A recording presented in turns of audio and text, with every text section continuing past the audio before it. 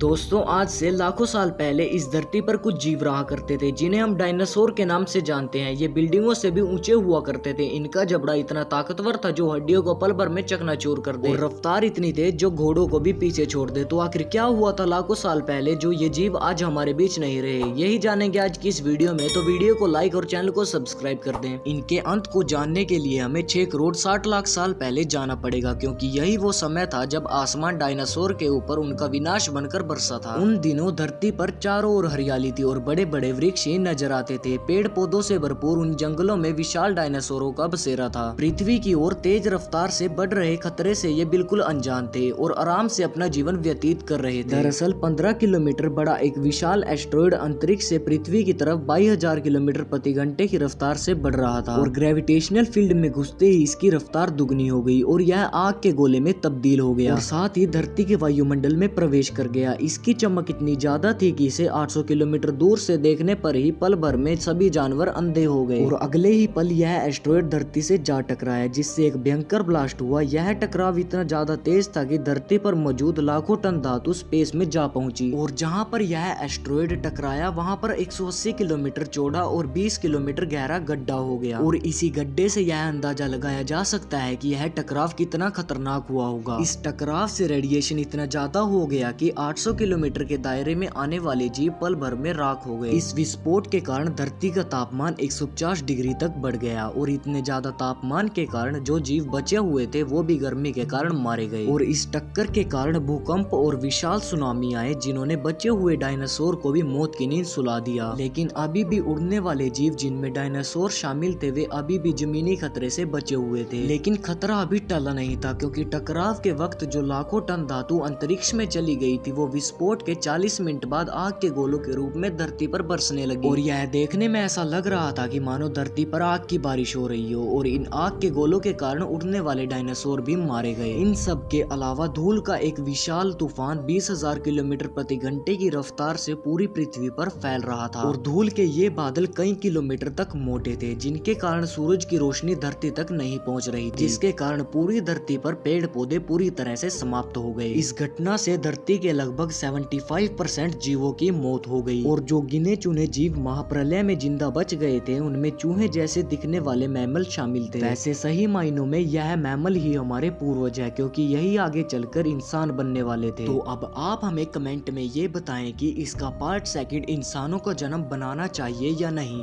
Thanks for watching.